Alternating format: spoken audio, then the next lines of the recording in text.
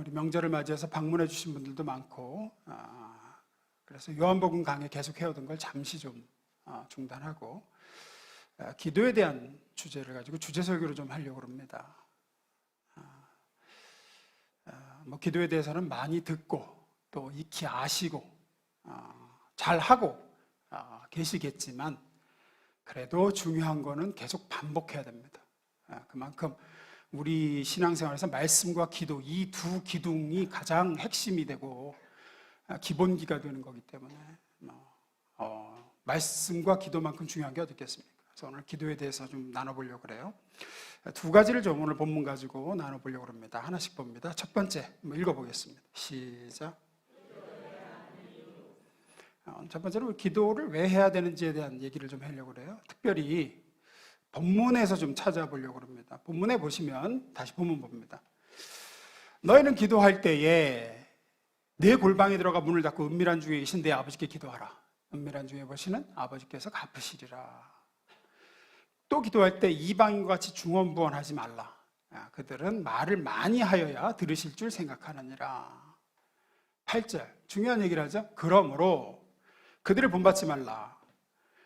구하기 전에, 네가 기도 안 해도 기도하기 전에 너희에게 있어야 할 게, 너한테 필요한 게 무엇인지, 어떤 도움이 필요한지를 하나님 너희 아버지께서 아시느니라. 아시느니라. 하나님이 이미 알고 계신다. 여기서 우리가 의문이 드는 생각이, 구하기 전에 우리한테 뭐가 필요한지, 뭐가 결핍되어 있고 어떤 도움이 요구되는지를 하나님은 이미 알고 계신다. 하나님 이거 주세요 하기 전에 아신다는 거죠. 그러면 왜 굳이 기도해야 될까요? 이미 아신다면서요. 모르시면야, 나한테 필요한 걸 모르시니까 내가 알려드린다는 생각에서 아버지 저 이거 필요해요 이러면 되지만, 아신다면서요. 이미 네가 구하기 전에 너에게 있어야 될 것을 이미 아신다. 이미 다 아시면 그냥 알아서 주시면 되잖아요. 근데 왜 기도해야 될까요? 왜 기도하라고 성경에는, 예수님도 구하라, 두드리라, 찾으라, 구하는 이마다 받을 것이고 찾는 이가 찾을 것이고 두드리에게 열릴 것이다.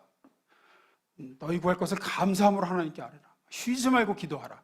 이런 기도에 대한 요구와 명령이 왜 이렇게 많을까요? 하나님은 이미 다 아시는데.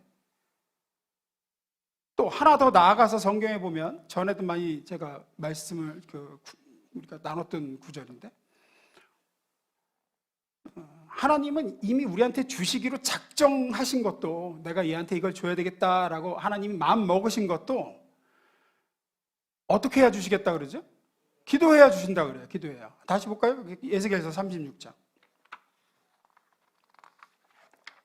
사람이 이르기를 이 땅이 황폐하더니 이제는 에덴 동산같이 되었고, 그러니까 예루살렘이 다 이제 에스겔서는 예루살렘이 멸망당한 다음에 하나님 주신 말씀이죠. 근데 내가 다시 회복시키겠다는 메시지예요. 황량하고 적막하고 무너진 성읍들의 성벽과 주민이 있다 하리니 너희 사방에 남은 이방 사람이 나 여호와가 무너진 곳을 건축하며 황폐한 자리에 심은 줄을 알리라. 나 여호와가 말하였으니 뭐래요? 이루리라. 이건 하나님이 작정하시고 변개치 않으시고 확실히 그렇게 하겠다라고 계획하고 약속하신 거란 말이에요. 선포를 하셨어요. 근데 37절에 뭐라 그러시냐 읽어봅니다. 시작.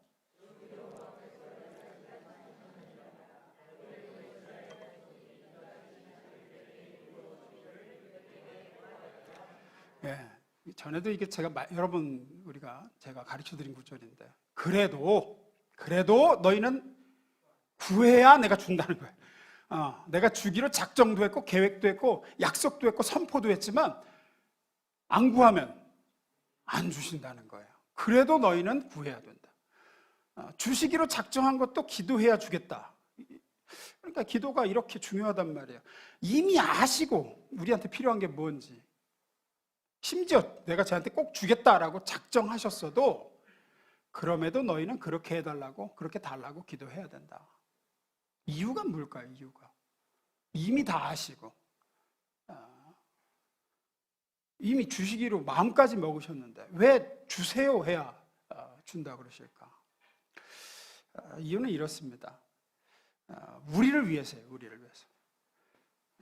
하나님은 우리에게 뭐가 필요한지를 다 아시고 주시길 기뻐하시고 그러지만 우리로 하여금 고백하고 깨닫게 하실 부분이 있기 때문에 기도하라 그러십니다.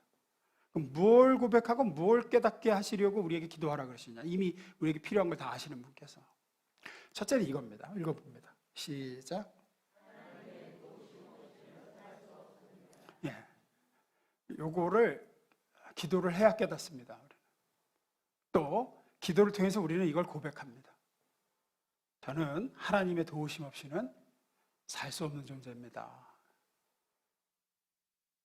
오늘 요 말씀을 하시고 보는 본문에서 우리 읽은 아까 그 마태복음 6장 본문에서 그러므로 그들을 본받지 말아라. 구하기 전에 너에게 있어야 할 것을 하나님 너희 아버지께서 아시느니라.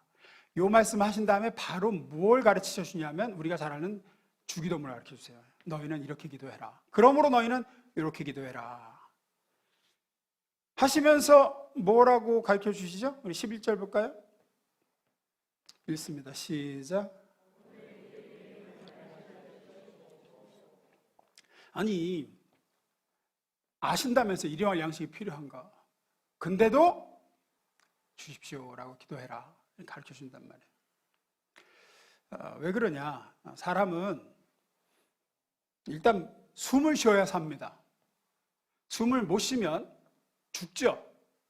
또 물과 음식을 먹어야 삽니다. 뭐 당연한 얘기를 그렇게 하세요. 하실지 모르겠지만 이건 뭘 얘기하는 거냐면 인간은 자신한테 필요한 것을 자체적으로 생산하지 못하고 밖에서 들여와야 살아요. 산소도 들여와야 살고, 우리가 스스로 산소를 만들어냅니까? 아니면 밖에서 산소가 들어와야, 코로 들어와야 삽니까? 들어와야 살아요. 우린 못 만들어낸다고요. 물과 음식도, 영양소도 자체 생산합니까? 외부에서 먹어서 공급을 해야 우리가 삽니까? 외부에서 들여와야 돼요. 우리는 자존할 능력이 없어요. 자존. 스스로 존재할 수가 없어요. 자족할 실력이 없어요. 외부로부터 도움과 공급이 들어오지 않으면 살아갈 수 없는 존재예요. 존재할 수 있는 능력이 없습니다. 따라서 여기서 일용할 양식을 달라라고 기도해라라는 속에는 우리가 하나님의 도움과 공급 없이는 살 수 없는 존재임을 깨닫고 고백하도록 하시는 겁니다. 또 주기도문에 이런 구절이 있죠? 13절 봅니다. 우리를 시험에 들게 하지 마시옵고 다만 악에서 구하시옵소서. 시험에 들지 말게, 그렇죠? 누가 시험을 주는 게 아니에요. 여기서 말하는 시험은 우리 안에서 일어나는, 내면에서 일어나는 유혹을 얘기해요. 나 스스로가 미혹당하는 걸 얘기해요. 야고보서 1장에 보면 이런 말씀 있죠. 사람이 시험 받을 때 하나님께 시험 받는다고 생각해서는 안 됩니다. 하나님은 악한 시험을 받지도 않으시고 사람을 시험하지도 않습니다. 그러면서 뭐라 그래요? 14절 읽습니다. 시작.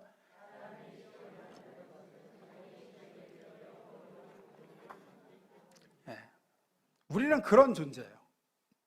누가 옆에서 건드려서 뿐만 아니라 그냥 내 안에서 자기 욕심이 끊임없이 끌어올라 스스로 시험에 빠지는 존재들입니다.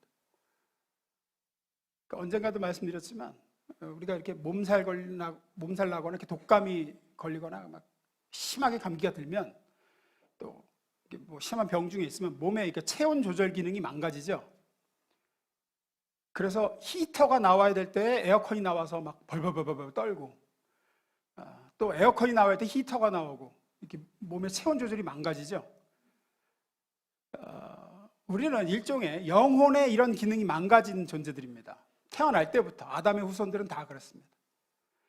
그래서 선한 것을 보고 선한 도전을 받고 그러면 선한 것에 끌리고 또 악한 것을 보면 악을 물리치고 그래야 마땅한데 우리는 이 거룩하고 의로운 조절 기능이 망가진 존재들이에요. 그래서 선한 것을 보고도 악한 게 자극이 되고 악한 걸 보면 더더욱 이제 죄성이 기승을 부리게 되고 이런 존재들이란 말이에요. 그래서 시험에 들지 하지 마옵시고는 하나님 제 안에는 이 성품과 선한 마음의 조절 기능이 개판인 상태입니다. 하나님이 저를 지켜주셔야지만 저는 그런 악한 것을 보면 악을 미워하고 선한 것을 보면 도전받고 끌리고 이런 존재가 될 수 있습니다. 그래서 너희는 기도해야 된다 이거거든요. 다시 13절 봅니다. 읽습니다. 시작.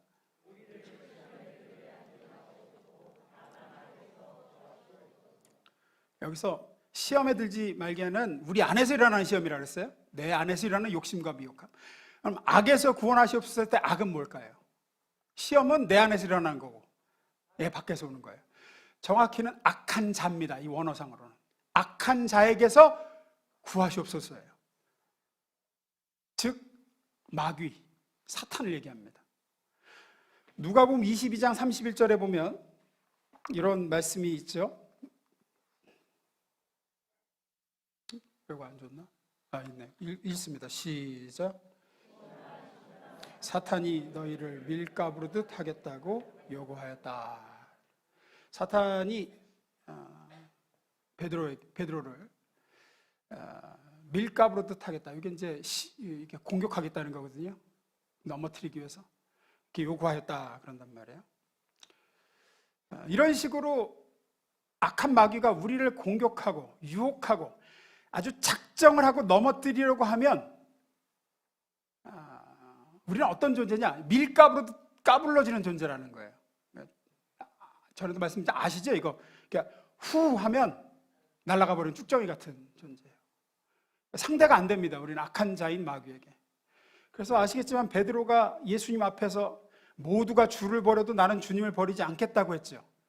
그거 얘기하고 나서 불과 얼마 지나지 않아 어떻게 합니까? 3번이나 나는 저 사람 모른다고. 욕하고 저주까지 하면 맹세하죠. 나는 모른다고. 그때 예수님이 이렇게 돌이켜 베드로를 보시니 베드로가 예수님을 보고 나가서 많이 울었다고 되어 있습니다. 왜 울죠? 자기는 이 악한 자의 공격에서 이렇게 넘어지고 싶지 않은 존재임에도 불구하고 그럴 수 있는 힘이 없는 거예요. 마귀가 후 부니까 좋은 마음을 가지고 있었어요. 내가 죽기까지 주님을 따르겠다고. 근데 마귀가 와서 한번 툭 치니까 이건 뭐 여지없이 무너지는 거예요. 좋은 마음을 품는 것도 어렵지만 그 마음을 지키는 건 더 어려운 존재가 우리 나약한 인간입니다. 따라서 우리가 스스로 마음을 마귀로부터 지켜내거나 스스로 선을 행할 능력이 존재하지 않는 존재예요. 이거를 고백하고 깨닫는 게 기도의 출발선입니다. 저는 이렇게 약합니다, 주님. 저는 주님이 지켜주시지 않으면 이렇게 무너질 존재입니다. 저는 또 화분에 심겨진 화초같이 주인이 외부에서 계속 물을 양분을 공급해 주지 않으면 화분에 심긴 화초는 어떻게 됩니까? 당장 말라 죽습니다. 저는 그럴 존재예요. 저는 자존할 실력이 없습니다. 위로부터 항상 하나님께서 공급을 주셔야 제가 삽니다. 저는 늘 시험에 듭니다. 내 안에 영적인 시스템이 망가진 존재입니다. 악한 마귀가 공격하면 그냥 무너지는 존재입니다. 기도의 본질은 그래서 우리 인생을 우리가 지킬 수 없습니다. 하나님이 지켜주셔야 됩니다. 이완 양식을 주시고 시험에 들지 않게 하시고 악에서 건지옵소서. 전부 뭐냐? 우리의 생명을 우리가 지키지 못하며 우리의 마음을 우리가 다스리지 못하며 악한 세력을 우리가 이길 힘이 없습니다. 거룩한 소원을 가지지도 못하고 소원을 설사 가져도 이룰 능력이 없습니다. 우리가 하나님의 백성으로서 가져야 되는 어떤 내용이나 어떤 목표도 내 스스로 만들어낼 수도 없고 이룰 수도 없습니다. 외부로부터 들여와야 되고 외부로부터 뭔가 주어져야 이걸 가능한 존재. 외부, 어디로부터죠? 하나님이 주셔야지만, 위에서 하나님이 주셔야지만. 따라서 우리 입장은, 인간의 입장은 항상 엎드려 주시기를 구하고 빌어 하나님께 받아내야만 하는 입장이 우리 입장이에요. 그걸 받아내지 못하면 우리는 못 사는 존재입니다. 무너지는 존재고. 그렇게 받아야 살고 그렇게 주셔야 생존과 안전을 보장받을 수 있는 게 우리의 나약하고 연약한 인간입니다. 내가 이러한 처지임을 끊임없이 깨닫고 고백하고 의지하도록 그것이 우리에게 있어야 할 것을 다 아시는 하나님께서 그래도 네가 기도해야 된다라고 하시는 거예요. 그래야 네가 네 처지를 바로 안다. 너는 나로부터의 공급이 없으면 못 사는 존재임을 언제 깨닫느냐? 네가 기도해야 깨달아. 그래서 기도해라.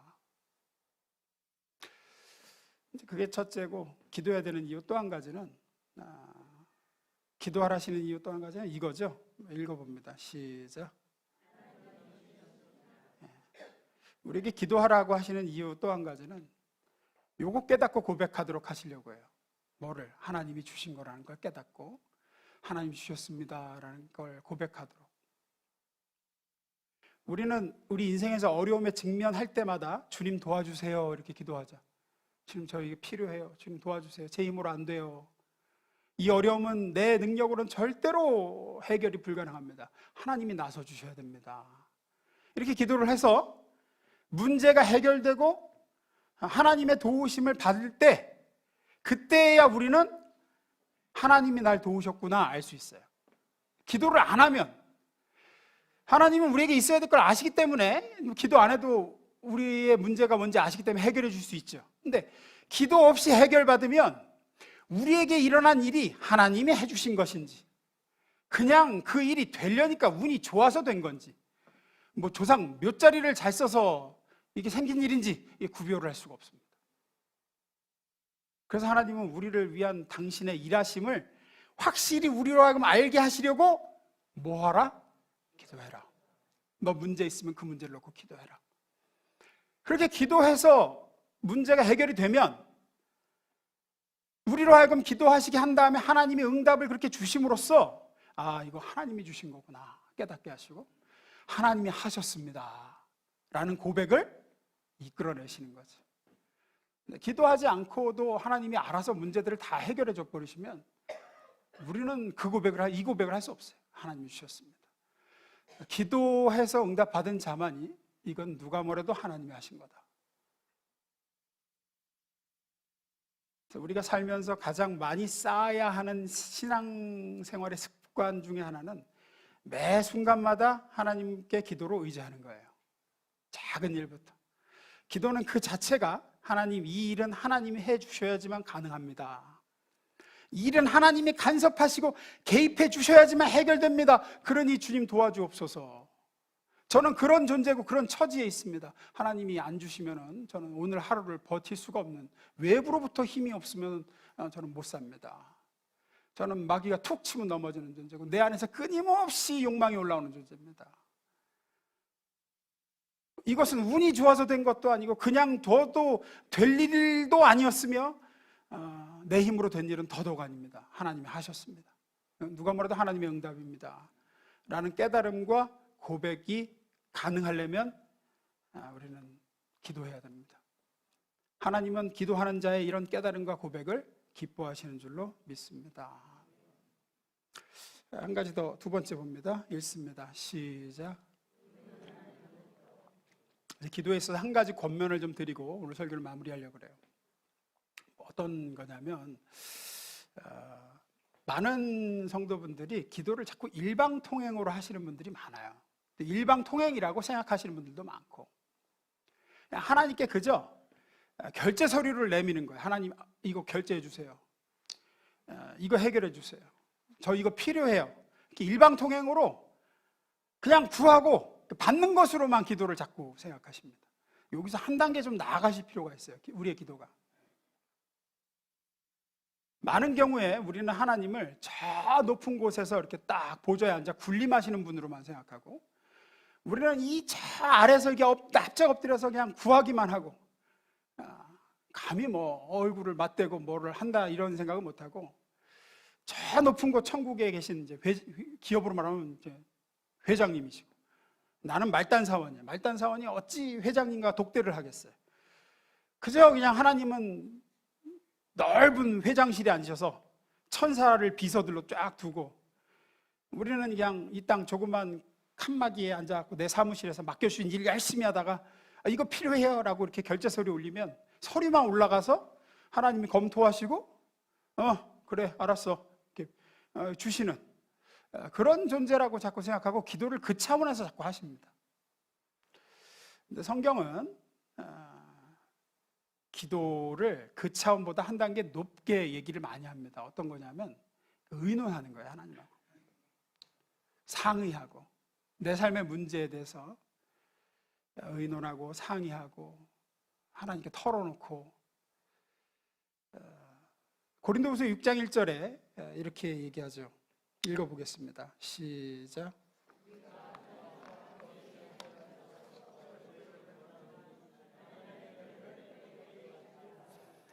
여기 중요한 표현을 해요. 우리에 대해서 뭐라고 얘기하죠? 우리가 어떤 자래요? 예, 하나님과 함께 일하는 자 그래요. 말 그대로입니다. 진짜 말 그대로 동료라는 뜻이. 우리가 하나님의 동역자고 함께 일하는 동료로서 저 높이 계시고 이제 나는 이 밑에서 그냥 받드는 그런 존재가 아니라 영어로 하면 코워커라 그러죠. 직장 동료 같은 거예요. 하나님이 내게 맡겨주신 일을 같이 일하는 존재로서 이런 얘기입니다. 우리가 기도할 때 이 틀 안에서 기도할 필요가 있어요. 하나님과 동역하는 존재로서. 그래서 하나님과 우리는 저 회장님하고 저 말단 직원처럼 혹은 무슨 임금님과 신문고를 이렇게 치는 백성처럼 저 이렇게 억울해요, 저 이거 필요해요, 그렇게 보고하고 그저 하나님 보고 받으신 다음에 검토하시고 주시는 이런 존재가 아니라 함께 얼굴을 맞대고 상의하고, 나 이런 문제 있는데 하나님 이거 어떻게 했으면 좋겠습니까? 제가 지금 이것 때문에 너무 힘든데 아버지 생각은 어떠십니까? 이런 차원으로 가기를 성경은 얘기를 해요. 자녀가 어릴 때는 부모에게 뭘 자꾸 달라고 하고 받으면 끝이에요.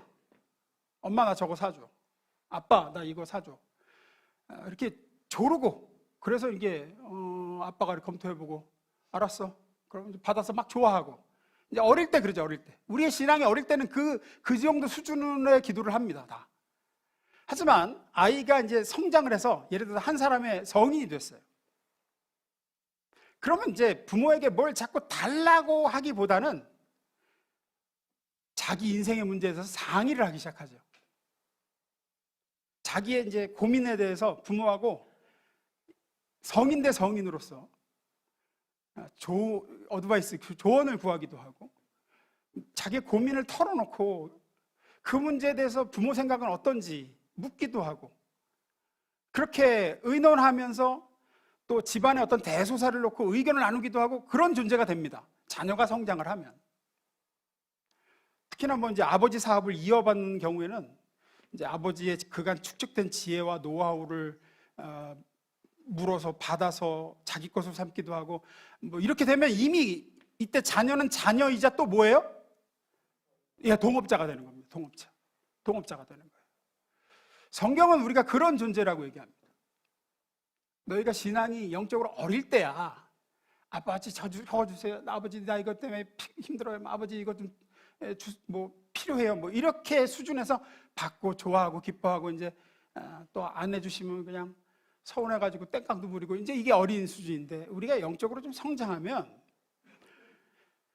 우리는 하나님의 동역자가 돼야 됩니다. 그래서 하나님이 우리에게 맡겨주신 일, 교회에서 뭐 직장과 생업에서 가정에서 그 맡겨주신 사명과 일을 하나님과 함께 의논하면서 해가길 바라세요. 주세요에서 받고 끝나는 게 아니라, 예를 들어서 뭐 부모로서 자녀를 양육하는 데 있어서 하나님이 맡겨주신 사명이잖아요. 자녀를 잘 키워내는 게 부모의 하나님이 맡겨주신 사명입니다. 이건 여러분의 혼자만의 일이 아니라 하나님과 동역하길 바라시는 거예요. 왜냐하면 그 자녀는 여러분의 자녀이자 동시에 누구 자녀도 돼요? 하나님의 자녀도 된단 말이에요.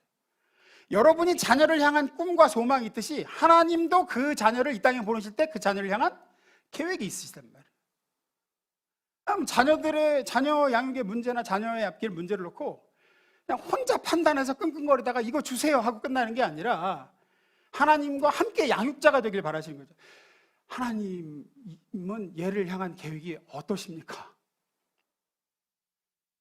의논하고, 하나님은 제가 어떤 부모가 되길 바라시고, 제가 어떻게 지금 처신을 해야 하나님이 원하시는 길로 이 아이를 인도할 수 있겠습니까? 이렇게 상의하길 바라시는 거예요. 뭐 생업에 터지는 직장이나 사업 문제나 이런 것들도 하나님은 의논하길 바라세요. 내가 판단해서 나 요거 필요하니까 요거 주십시오 하고 끝나는 게 아니라 지금 이런 상황인데 제가 때문에 참 힘듭니다. 하나님의 계획은 어떠십니까? 하나님 생각은 어떠십니까? 하나님의 지혜와 하나님의 뜻을 제가 알고 싶습니다. 좋은 동료가 되길, 사업 파트너죠. 하나님, 이 사업이 나만의 사업이 아니라 하나님 내게 맡겨주신 사명이니까. 이것도 뭐 교회에서의 사역은 말할 것도 없습니다. 우리는 하나님과 동역하면서 하나님이 내게 맡겨주신 이 교회에서의, 주의 몸된 교회에서의 사역에 그분의 음성을 듣고 뜻을 분별하고 위로부터 주시는 공급을 받아서 함께 일하지 않으면 감당할 수가 없습니다. 따라서 기도하실 때 이거 주세요, 저거 필요해요, 일방통행으로 결제 올리고 끝내시기보다는 한 단계 조금 기도를, 차원을 좀 높이셔서 하나님과 모든 것을, 어떤 문제, 가정의 문제, 생업의 문제, 교회의 문제든 상의하시고 의논해 보시고. 근데 이제 여기서 이제 어려운 게 그거죠. 성도들이, 목사님 말이 쉽지 보이지도 않고 들리지도 않는 분하고 어떻게 의논을 하고 상의를 합니까? 아니, 사람과 사람이라면요 의논이 가능하지만 하나님은 보이지도 않고 나만 기도해도 하나님이, 성경에는 누구한테 뭐 하나님 말씀도 잘하시는데 나는 하나님의 음성을 들어본 적도 없는데, 아니 뭐 오고 가고 하는 게 있어야지 이게 의논이 되는 거지. 우리가 기도할 때 이게 힘든 거잖아요.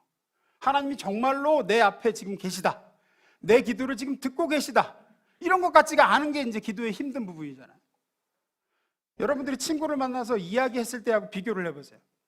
친구와 이야기하거나 통화를 하면 분명히 대상이 있고, 보이는 대상이 있고, 그리고 내가 뭐라고 물어보거나 뭐라고 하면 곧바로 뭐가 와요?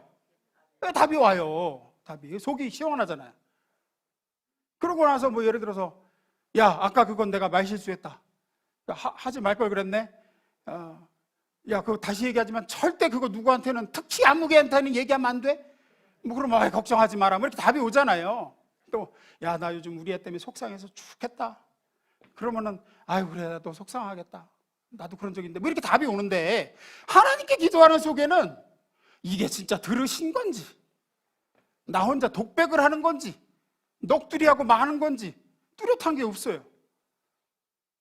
하나님이 무슨 답을 금방 하시는 것도 아니고, 누구야, 알았다, 내가 들었다, 뭐 이렇게 하거라 이러는 것도 아니고, 이러니까 이제 우리 기도에 힘이 빠지게 되고, 이러면 이제 어떻게 하느냐면 앞서 얘기한 대로 중언부언이 나가는 거죠. 이제 막 또 오발해서 막 소리를 치거나 반복을 하거나. 6장 7절 오늘 본문 봅니다. 읽습니다. 시작.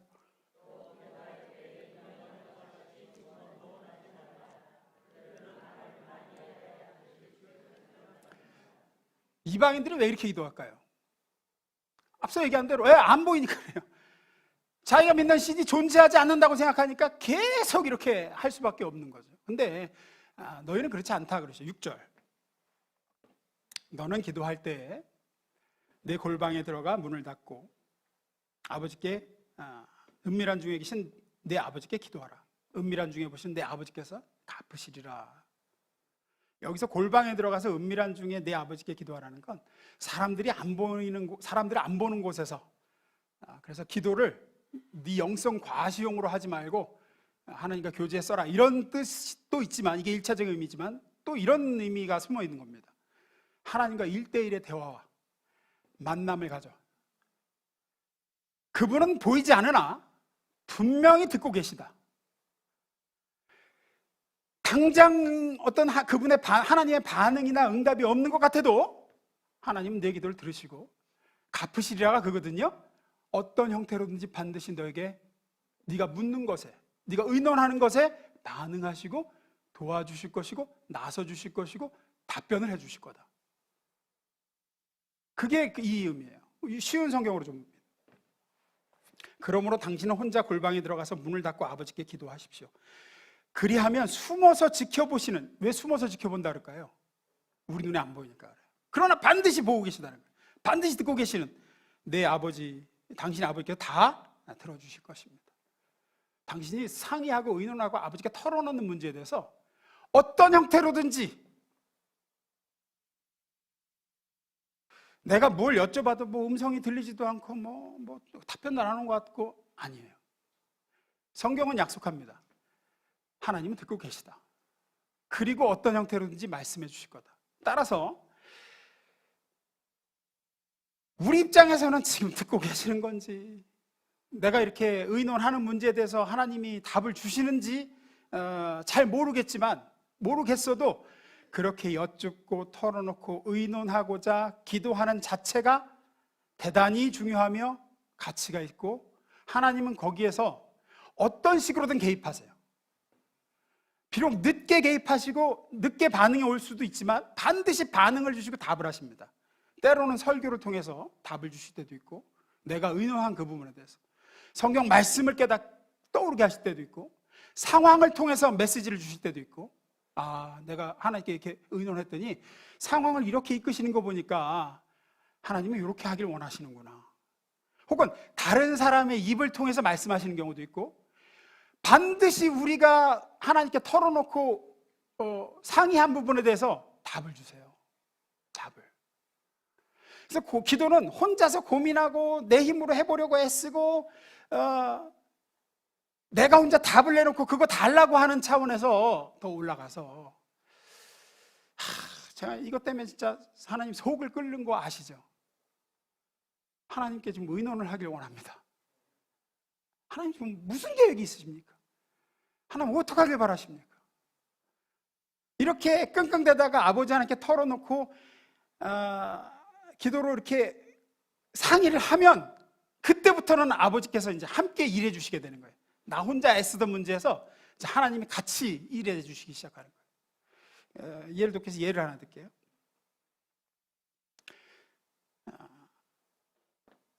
모세를 하나님께서 이제 이 백성을 데리고 가나안으로 가라라고 했을 때 이스라엘 백성이 이제 그 금송아지 우상 만들고 막 난리쳐가지고 하나님 뭐라 그러시냐면 나는 너희하고 같이 하지 않겠다, 그렇게 하시거든요. 그러니까 모세가 이것 때문에 마음이 무겁고 괴로워서 회막에 나와서 하나님께 의논하죠. 하나님께 막 털어놓죠. 주님이 저하고 함께 안 가시면 저도 안 가렵니다. 이렇게 얘기를 해요. 저도 안 가겠습니다. 하나님 왜 안 가려고 그러십니까? 하나님이 같이 안 가실 거면 저도 올라가라고 하지 마십시오. 막 그렇게 옥신각신하니까 하나님이 말씀을 하세요. 걱정하지 마라. 알았다. 내가 마음을 돌이켜서 너하고 함께 가겠다. 신약에서도 그럽니다. 사도 바울이 풍랑 속에서 막 두려워서 간구하니까 하나님이 바울아 두려워하지 마라. 내가 너와 함께하고 너를 반드시 로마 황제 앞에 서게 하겠다. 너하고 함께한 사람 중에 어느 한 사람도 죽지 않게 하겠다. 바울이 이 음성을 듣고 그렇게 하나님의 답을 받은 후에는 이제 그 끙끙대던 문제가 이걸 어떻게 풀어야 되나 하던 씨름하던 문제가 하나님이 함께 하시는구나라는 걸 깨닫게 되고 풀려나가기 시작하죠. 제가 좋아하는 목사님한테 들은 얘기인데, 이제 아들이 봄이 돼가지고 봄잠바 자켓을 사달라고, 비싼 거예요. 소위 메이커 비싼 건데 그걸 사달라고 그렇게 조르더래요.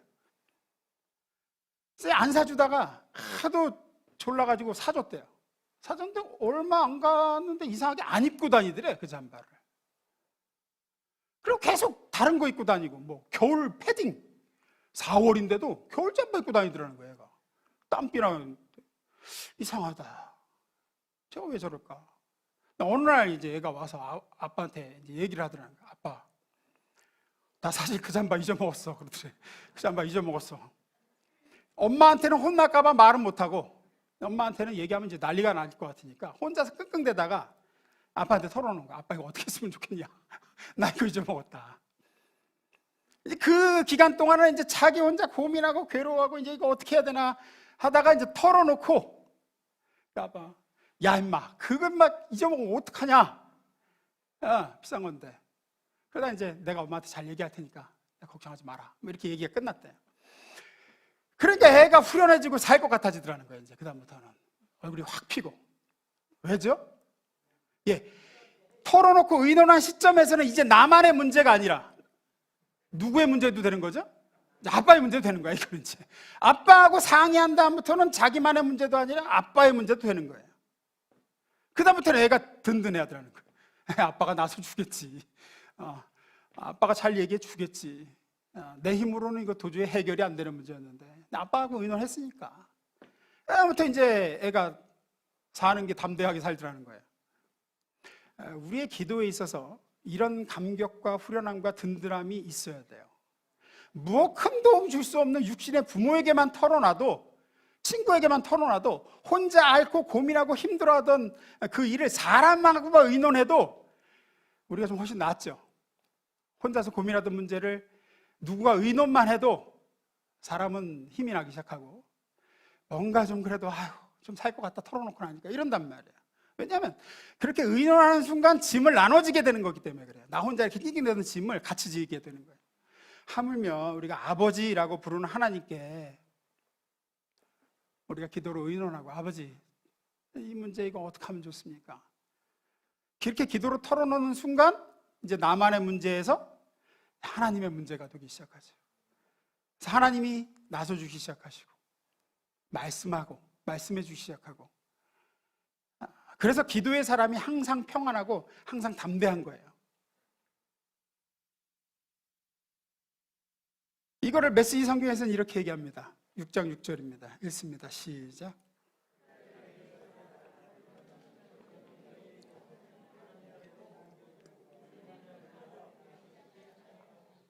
네. 그 자리에 있어라. 그 자리는 어느 자리일까요? 기도 자리를 얘기합니다. 네, 기도 자리. 기도 자리에 있어라. 그러면 초점이 너희에게서 하나님께로 옮겨지고. 왜? 털어놨잖아요. 의논했잖아. 이 문제 어떻게 할까요, 아버지? 그러면 이제 더 이상 나만의 문제가 아니라 아버지 하나님의 문제도 되는 거예요. 그러면 이제 하나님께로 옮겨지고 그분의 은혜가 느껴지기 시작할 거다. 걱정하지 마라.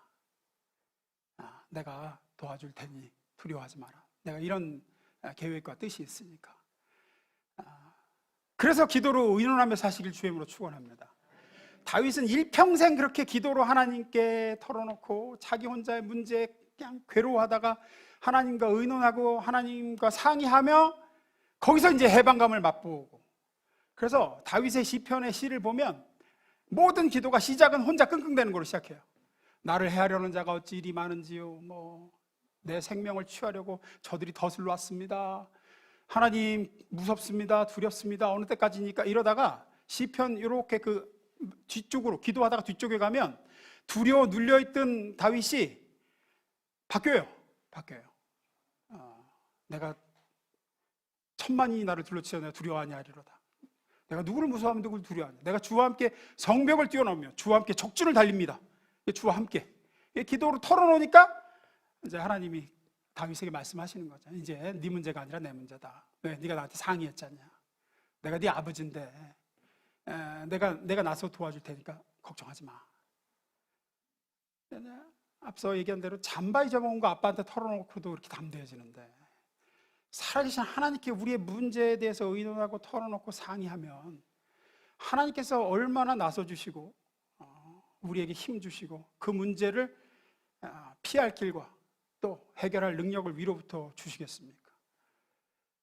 다윗의 시편 한 구절 읽고 마칩니다. 27편 4절이에요. 그래서 다윗의 소원이 이거라 그러죠. 주님, 나에게 단 하나의 소원이 있습니다. 나는 오직 그 하나만 구하겠습니다. 그것은 한평생 주님의 집에 살면서 주님의 자비로우신 모습을 보는 것과 성전에서 주님과 의논하면서 살아가는 것입니다. 저와 여러분이 이런 기도의 사람이 되어서 인생의 모든 크고 작은 문제를 아버지께 의논하시고, 그래서 아버지께서 그 문제를 어떻게 해결해 주시는지, 그 문제에 어떤 지혜를 주시는지 체험하시고, 그런 기도의 사람들 되셔서 일생이 주 앞에 평안하고 담대하고 복되기를 축원합니다. 기도하겠습니다.